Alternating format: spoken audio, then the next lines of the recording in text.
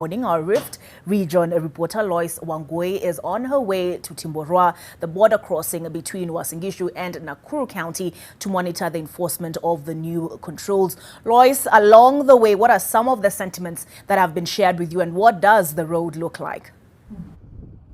A very good afternoon to you, Olive, and of course to you, dear viewer. We are along the Nakuru-Eldoret highway, and if you can just give you a perspective or a feel of how the road is, it is that this highway is basically almost empty and with very little activity. And this is a highway that is usually very, very busy, especially over the weekends, with persons and even goods being on transit. But as you can see, we have around 4 or 5 vehicles right now. And as we're making our way from Eldoret town to this particular spot, as I noted, we are en route to the areas of Timboroa and Kabara. We could hardly see any public transport vehicles and also personal vehicles being on transit. What we witnessed was the vehicles that transport goods in and out of Uasin Gishu County.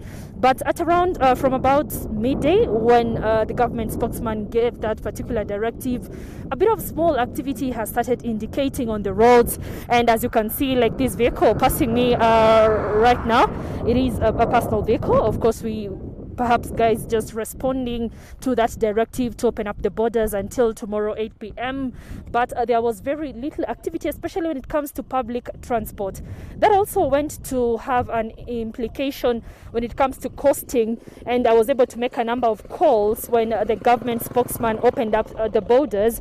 For instance, transport from Eldoret to Nairobi is ranging somewhere between 3,000 Kenyan shillings to about 5,000 Kenyan shillings, a route that would fetch one between 800 Kenyan shillings to around 1,200 Kenyan shillings. We expect there will be a lot of vigorous activity to persons that perhaps wanted to make their way outside Uasin Gishu County to the neighboring Nakuru and Nairobi counties that had been declared disease affected by the government, and we'll be looking out for that.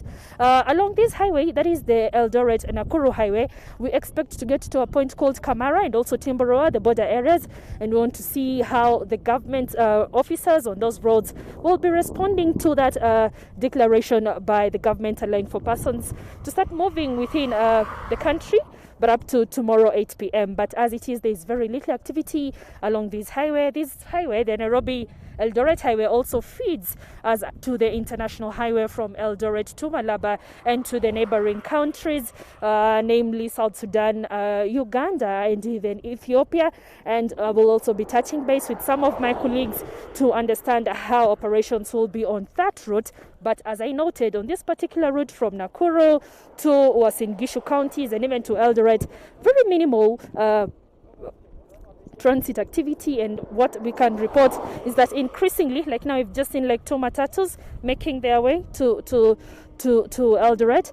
Increasingly that number is starting to go up. It is important to note the county of Uasin Gishu is home to one of the largest universities in the country. That is Moi University, and we expect also there will be a lot of movement within that facility as the students start making their way to different parts of the country where they come from ahead of the deadline of 8 p.m. tomorrow. I'll be coming back to with much more later as we observe how people will be moving to and across inter-county boundaries ahead of the deadline that has been given by the government tomorrow at about 8 p.m. For now, back to you, Nairobi, Olive.